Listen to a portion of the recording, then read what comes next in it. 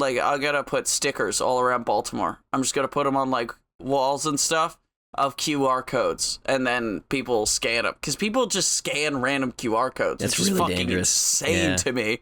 Yeah, it's super dangerous. You know what else is super dangerous? Hello, everyone, and welcome to the Very Reasonable Pilots podcast. I'm your host, Charles. Along with me, as always, my co-host, editor, producer, co-pilot, gunner, navigator, orator, and podcasting associate, Jacob Gloth. How you doing today, Jacob? I am swell, Charles, and excited for another episode of the podcast. We pitch new TV shows every single week. New storylines, new characters, new worlds, all that fun stuff packaged into these exciting TV shows that we take turns coming up with every single week. And this week, Charlie, it is my turn, and I've got a new title, which you gave me last week, which was...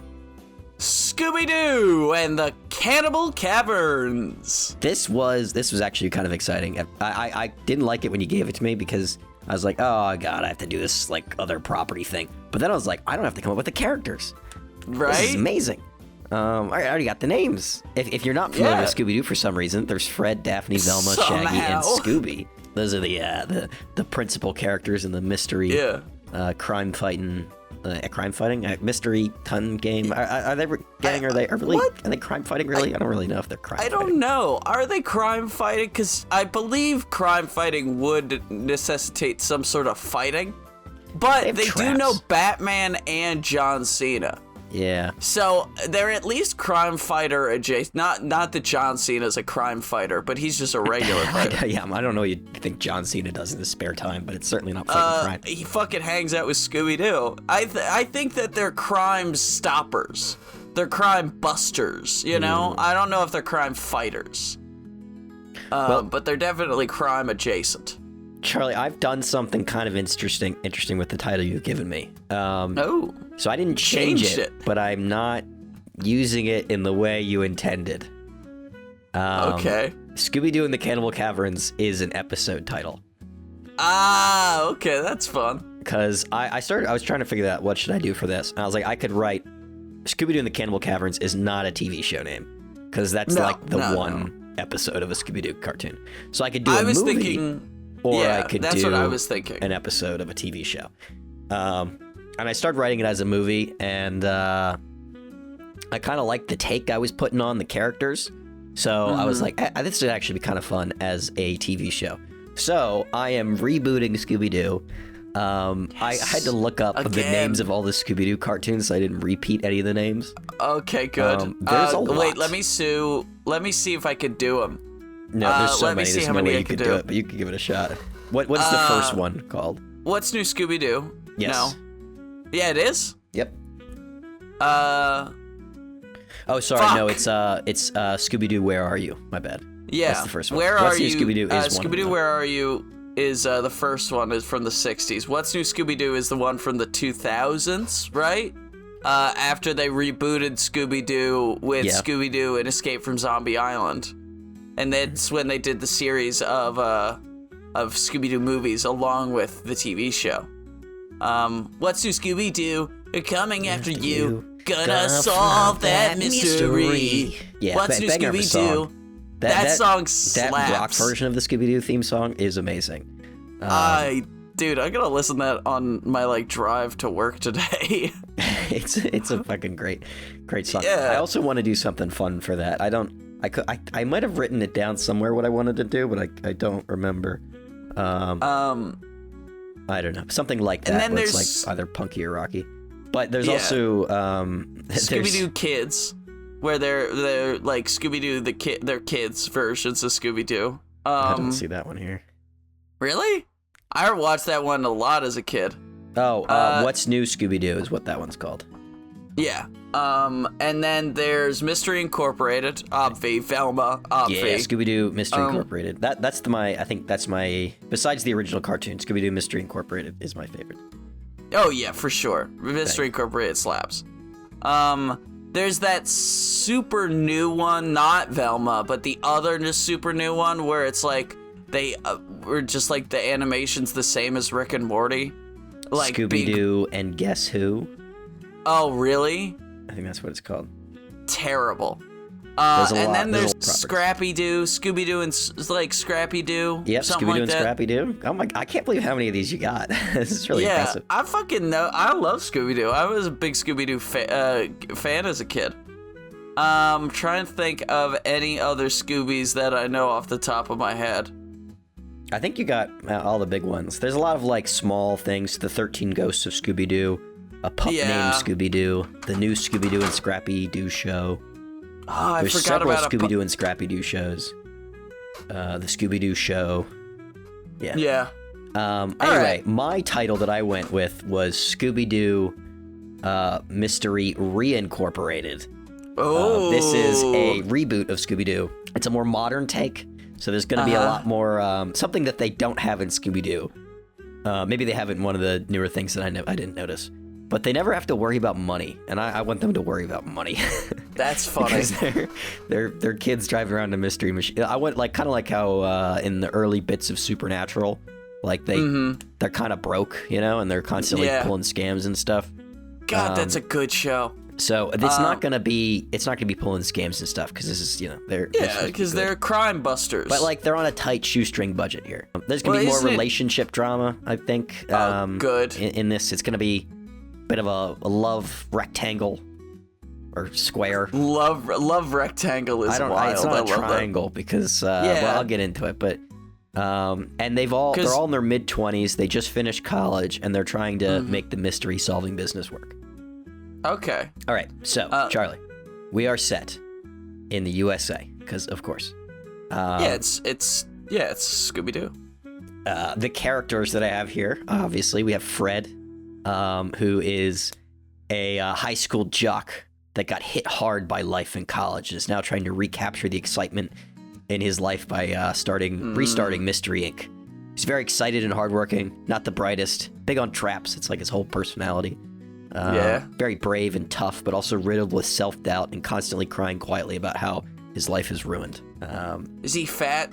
I think Fred should not be fat, but like he's got a gut that he's constantly sucking in.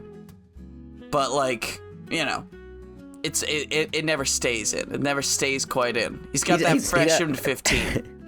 maybe he's not. Yeah, he's a big guy, but he's not like he's not ripped.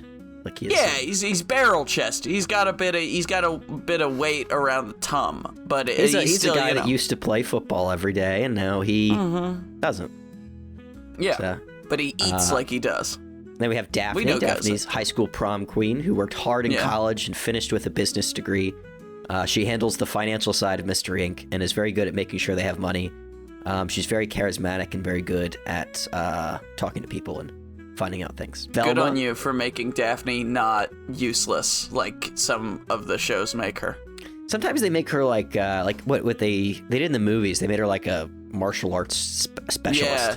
She's the heavy, which is crazy that, like, who's the muscle of the Scooby-Doo gang? It's Daphne. I feel like that almost doesn't work because, like, they don't really fight monsters, Yeah.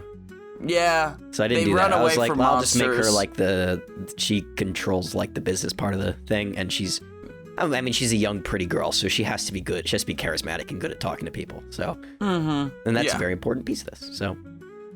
Velma, super nerd in high school who went to college and found out she wasn't the smartest person in the world. She quits her tech job and joins Mystery Inc. because she missed her friends and she likes being a big fish in a small pond. She's very smart, handles the tech side, usually has a lot of gadgets. I decided to make Velma a more gadgety person in this, like coming up with like I like it. She's like the Donatello. To find ghosts and things. Yeah, I think that's more fun than her just being like the smart person that connects all the dots. That leaves it more open for either Daphne or Fred or Shaggy to do that. Well, not like Shaggy's gonna do that. Nah, Shaggy should do it. I think Shaggy's an underrated mystery solver. So, her and Fred also work well together because she's good with computers, but she sucks at putting mechanical things together. So she might have come up with the schematics for a trap or something like that, but Fred's got to put it together. Or like if the car breaks down, Fred's got to fix it, but she might know how to fix it, Okay, yeah. They're a good double act. Yeah. Shaggy, of course. Relaxed slacker with impeccable luck and a knack for somehow being friends with people in every town. He didn't go to college, instead road tripped across the U.S. with Scooby selling crafts, which is definitely selling weed. Crack. Which is definitely weed. Yeah.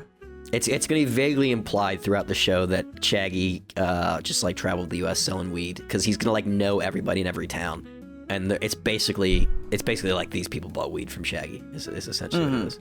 There's going to be a reoccurring joke that I'll get to in a second that sandwiches are weed as well, because this is a kid's cartoon, so I'm going to have jokes for the parents. Yeah. And the kids. Yeah. And the kids who are like getting high and watching the show. They're like, oh, dude, they're like, oh my you god, know dude, they're talking about weed. I never knew this. This is so crazy. Oh my god, dude, that's crazy. Scooby, he's a talking dog. Shaggy's best friend. Good nose, very timid, but can be brave for his friends. Those are the characters. I have a question about Scooby. Because this is a question that's haunted me for as long as I've been a fan of Scooby-Doo. Does Scooby age like a regular dog or like a man? Is he age like 1 year at a time? I have no idea. I don't know. Because like if Shaggy did go like 4 years traveling around the U.S. selling weed and hanging out, right? Surely Scooby has to be like 7 or 8. Like he's got to be a middle-aged dog. But if he ages like a man, it's like, how old is this dog? Is he like 30? Because that's crazy. If the dog is 30, if the dog is the oldest person in the van, that's wild. Like, if they need to rent a car in one episode, they should be like, oh, no, none of us are old enough. Like, none of us have good enough insurance to rent a car. The only person who's old enough is Scooby-Doo is canonically 7 years old as a dog. Okay. 49 human years. So he is 50. He's quite old. Damn. Old dog. Scooby should be acting his age a little bit. Yeah. Okay, so important notes for the show. Fred and Daphne are not together, and they've never been together. Oh, okay, good. I don't like them together. I don't think they work. They won't they, of course. Yeah. With brief ideas of whether Shaggy and Daphne or Fred and Velma might get together. I think Fred and Velma is a good pairing. I think so too. I'm trying to kind of set that up, but like lead into Daphne and Fred in the end, because that's the classic. And then Velma and Shaggy get together or something like that. Anyway, the episode you're all waiting for, because the title you gave me is Scooby-Doo and the Cannibal Caverns, is right up ahead. Here we go, Charlie. Yeah. Scooby-Doo and the Cannibal Caverns. The episode opens as a group of teenagers on a hike in the mountains. There's a tall blonde leader, a blonde girl in purple, and a short-haired brunette in yellow, and a very muscular, ripped guy in green. So the clothing of the Scooby-Doo gang, essentially. Yeah. They're laughing and joking, talking about how great college was, is setting up a camp in a cave. They light a fire, and the blonde one starts telling a story about cannibals in the woods, which the girls pretend to be scared. And the blonde says, the girl says that there can't be cannibals in the woods because it's already so well hiked. There's no cannibals in these caves. It's just a rumor, just a gossip, just a myth. But suddenly, Charlie, they hear rustling, and they're tackled by the muscular guy in green, and they all laugh and continue having a nice time. So funny. They tried to prank him. That's so good. That's so silly. What good friends. I bet these guys are the bestest friends, and they'll be friends for the rest of their lives. I'm sure they will. Until they hear more rustling, Charlie. And the blonde leader goes to investigate, and he's suddenly grabbed and ripped from the group. His screams echo into the night as his friends chase after him. Hard cut. It's graduation day. Fred Jones smiles for the cameras as he gets his diploma, but his eyes drop as he stares at the paper and listens to the keynote speaker talking about the rest of his life and working, getting a job. And his degree, he looks at the paper, a bachelor's in business. Oh, of course he did. I mean, what else is Fred gonna get a degree in? I was gonna say it's either gonna be business, because that's exactly what he would get a degree in, or like mechanical engineering. maybe like somewhere in the corner of the paper you could see like a minor in trap making or something like that. Yeah, minor in woodworking. Yeah, metallurgy or whatever. And he looks at the paper, bachelor's in business. He's like, what even is business? Like, what does that even mean? just says that out loud as the speech goes on. Yeah. And we see him sitting in that chair as the world morphs around him. So it's like a match cut. He's now sitting at dinner with his parents, and he's sitting in his new apartment. Now he's sitting at work at a desk. He's a car salesman. I feel like that's what fit Fred the most. Oh, yeah, for sure. Then he's sitting in a meeting. Salesman.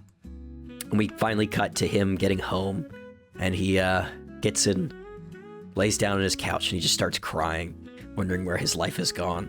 It's kind of like this comedic sort of pitiful crying, because he's like crying about like how he misses football and being cool in high school and stuff like that. And he like grabs his phone, he starts scrolling through old photos of his friends that he doesn't hang out with anymore, and like them solving mysteries. This would probably be like literal shots from the old TV show that are like on his phone. Oh, okay, good. Yeah, I like that.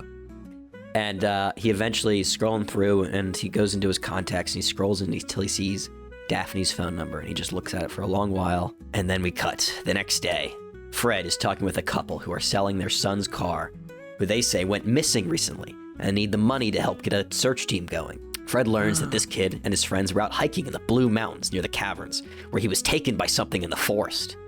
His friends are convinced that it's the Cannibal cult, but that's just a rumor. So the kid's probably either lost or got attacked by an animal, is what the parents are saying. They're trying to find him. And so they make a comment about kids always seeing things when they're alone in the mountain, because it's like a I don't really know what I was writing here, but apparently this is supposed to be some sort of joke about mushrooms. The kids go up to do mushrooms by the cave. I don't know what the hell when I wrote this what I meant, but that is vaguely what I was going for. Yeah, drugs, dude. Yeah. Fred is really interested and decides he wants to check it out. Like, his life kind of sucks, and he just feels like this is the spark that he needs. It would be funny if Fred was kind of like overly excited about it, and they're like, "Our son is missing," and he's like, yeah. "I know, it's great, isn't it?" I mean, I'm very sorry. Would you like a cup of coffee? And he kind of like tries to like make them into like the new mystery gang, and he like turns around and is like, "We should split up and search for." Oh, you're gone. Okay, all right. Oh, they're talking to another salesman now. Oh, she's crying. Oh no, I'm sorry, okay. miss. Whoops. Sorry. It usually works out a lot better than that. Okay, I'm gonna go split up and search for clues.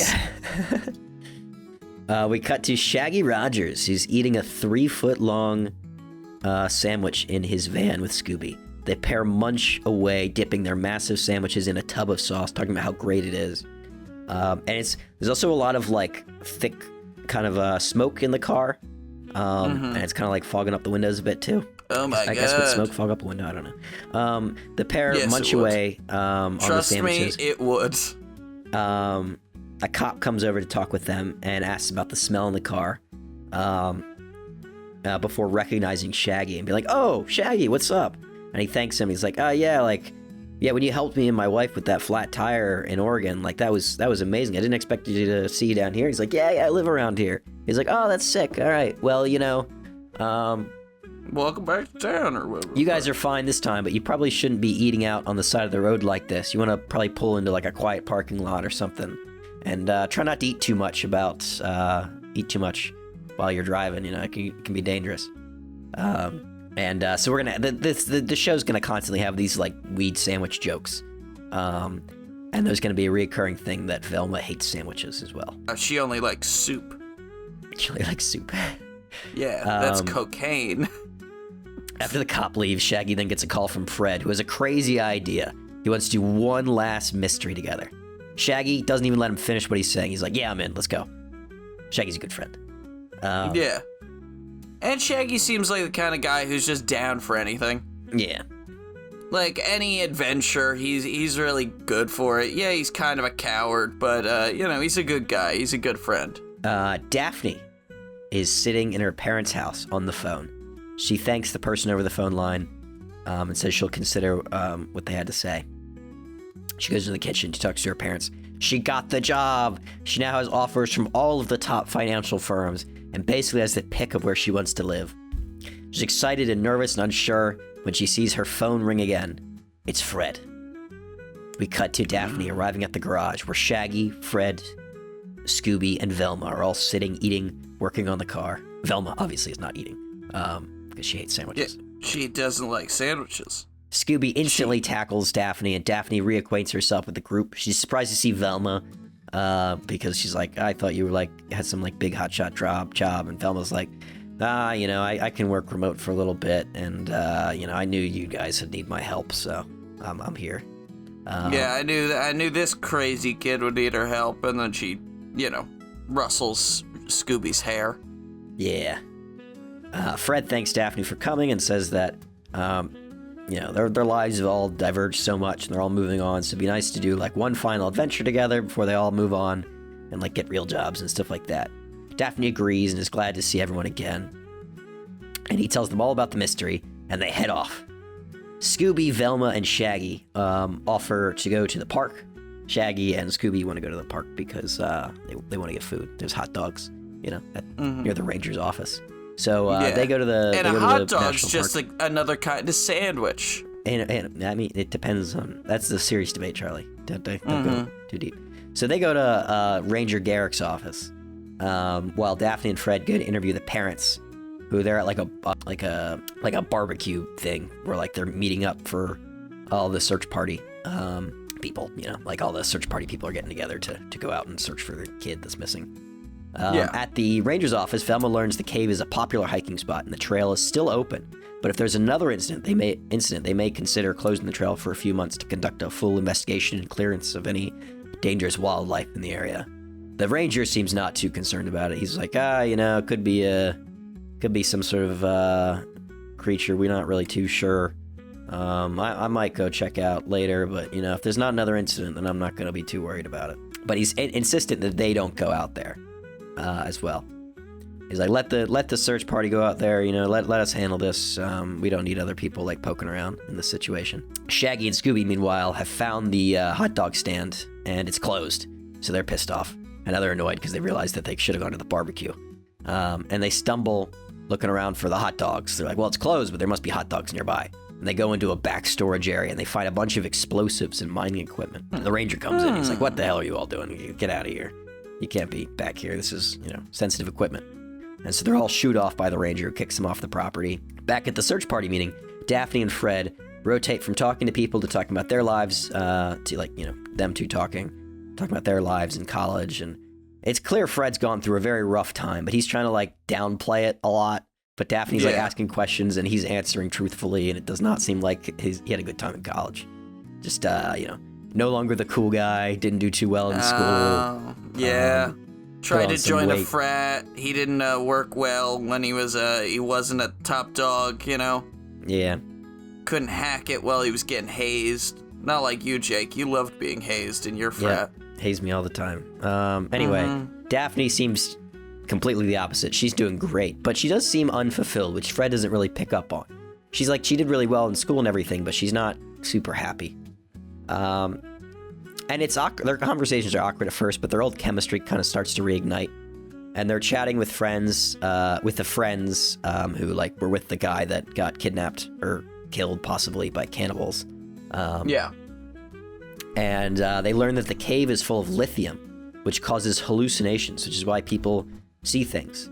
But they're clear that they didn't go deep into the cave. And they've been there many times. They never had any hallucinations when they're there. They're like, we were just on the outside. I know what people are saying about the hallucinations, but you have to go into the cave for that to happen. And we wouldn't hallucinate our friend being taken away by cannibals. Like, it was definitely a guy that took our friend. It was not a beast. And they swear they saw this group of men grab him. So, and they say they know for sure because they chased one of them at the captors, and one of the captors sort of cut themselves on a tree, and his jacket ripped. And they hand Daphne a piece of a green jacket. Like a little slicing off of clothing. The parents shush them away and say that it was definitely an animal. There are no cannibals. Like, that could be anybody's jacket that got caught on the tree, any hiker. And the idea of cannibals being out there is completely preposterous. Like, it's clearly just an animal that's out there. And the kids probably went too deep into the cave, or they were doing some other things that they shouldn't have been doing.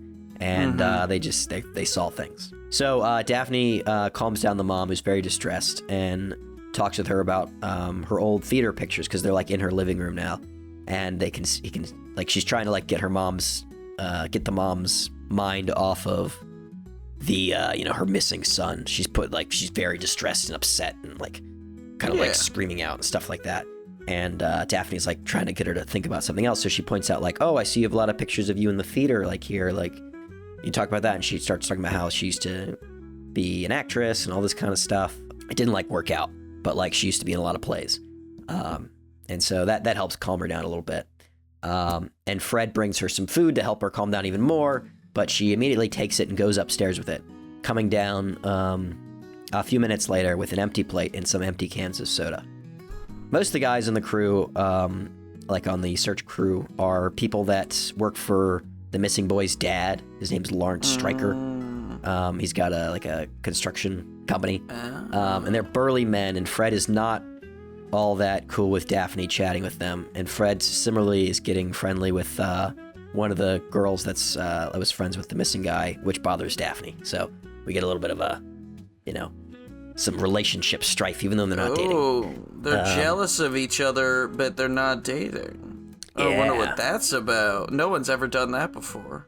The gang meets up to share their findings at a diner. It's clear that there's a bit of anger between Daphne and Fred because of all like the weird flirting that was going on. Daphne offers to search with Scooby and Shaggy while Fred goes with Velma, and they all head into the woods at night toward the caverns, just like the kids did. As they search the caves, they find marks in the walls, and they find evidence of people and cloth and drinks and food wrappers and equipment. And it could be from campers, or maybe it's the cult, Charlie. Who knows? Ooh, strange noises echo in the cave, groans and screams, and they all run out, freaking out, bumping into each other as they're getting out of the cave, except Daphne, who goes even further. She's not scared of the screams and stuff. And as they get got out, some fucking balls on her. Yeah, well, I mean, she doesn't, because she's a girl, but she's got cojones. They run into this, which is just another word for balls. Anyway, they run into this to Stryker, who yell that one of their workers was attacked and taken by something. Like, oh no, the cannibals. So Daphne is still in the caves, which causes Fred some distress. But she hears the commotion, and Fred goes back in to get her, but she's coming back out, and she's ripped something off the wall.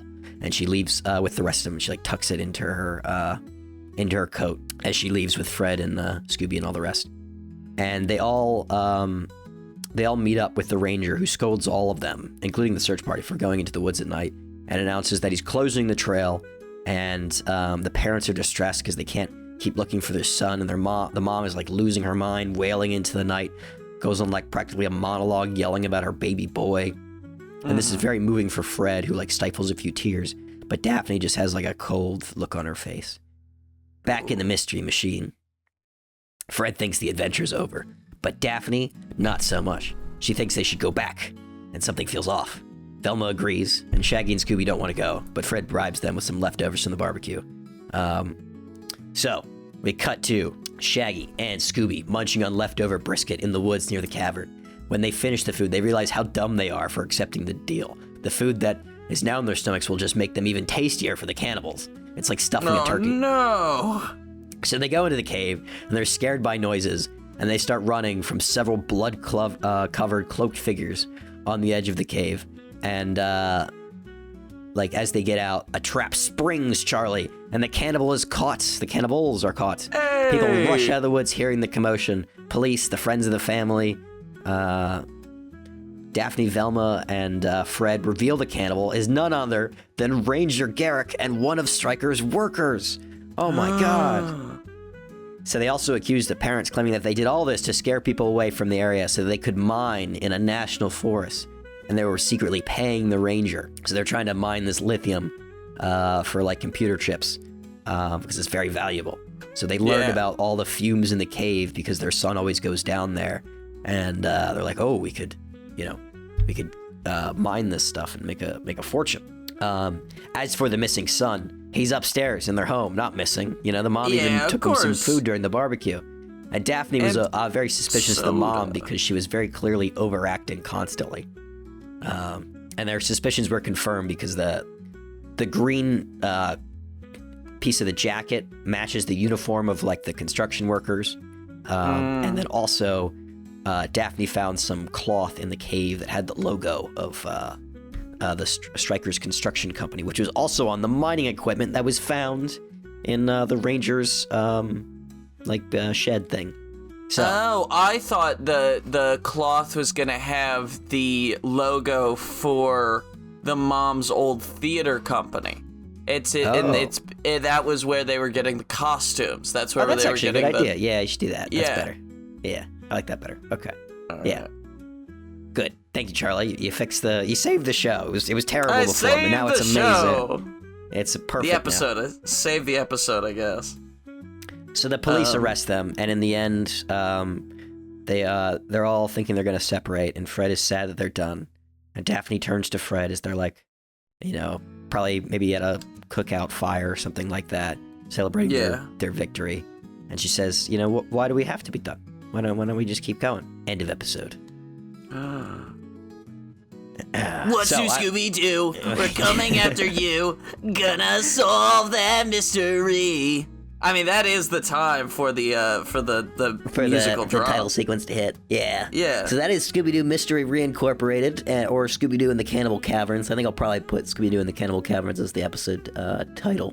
But it would be basically just like a retelling of Scooby-Doo, where they now have like financial problems, and we get to see the relationships develop. It's a little bit more, not R-rated, but like there's cannibals, right? It's not just totally G. There's some risque stuff in there, but it's still appropriate for kidlywinks to watch. Yeah, it's totally kid friendly. It's just there'll be more like, more adult jokes for the parents watching, and the Scooby-Doo gang will have to face some real world problems. It's like Spider-Man in the Spider-Man cartoon. His life sucks. He's gotta pay rent. Scooby-Doo's gotta pay rent. That's what this show's called. Scooby-Doo has to pay rent. None of the humans. Just the dog. Yeah, just the dog. All right, Charlie. Well, that's my show. Well, I liked it. Thank you, everyone, for listening to the Very Reasonable Pilots podcast. I've been your host, Charles. Along with me, as always, has been my co-host, our producer, co-pilot, gunner, navigator, orator, and podcasting associate, Jacob Gloth. If you like what you heard here and you want to hear more, please give us a like, a follow, subscribe, tell your friends, tell your family, tell your dog, tell your cat. Remember, we'll be here next week with a brand new television series for you to imagine and enjoy, and the title of that series will be... Drum roll, please! I guess I could actually tap. Yeah. It is Punk Rock Vampires Season 2, Charlie. I'm not looking forward to it. I'm very excited for this one. Now, I gave this... Charlie already picked 1 through 10 earlier, and so that's how he already knows his title. But... this is an exciting one, because if you don't know this, listener, this is a previous show that Charlie has done called My Punk least Rock favorite Vampires. show of all time. It is one of our older ones, because we're in 300s now, and Charlie, I think, pitched this show in like the 70s of our episodes. Yeah. It's an infamous one. If you don't know why, just go back and listen to it.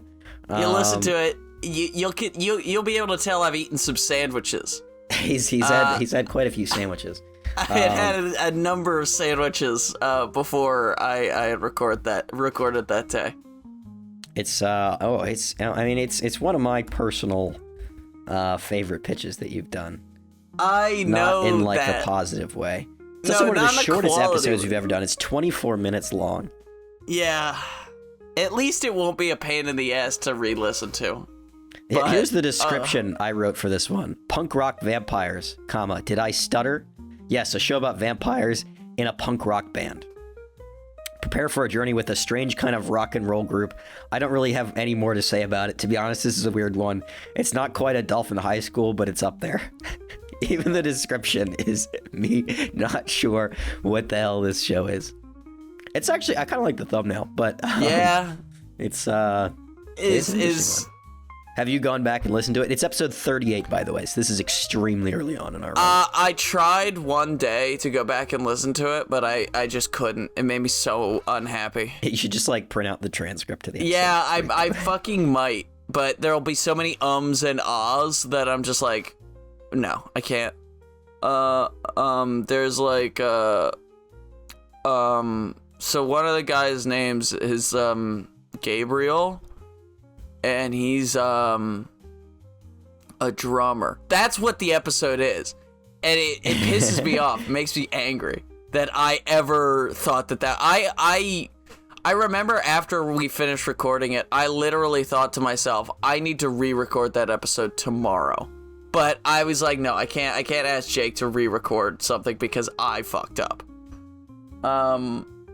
But yeah, Punk Rock Vampires season 2. You know what the episode before Punk Rock Vampires was? What? Is it like the first Ivan Illich? It's Journos. Oh, God. What a back-to-back combo.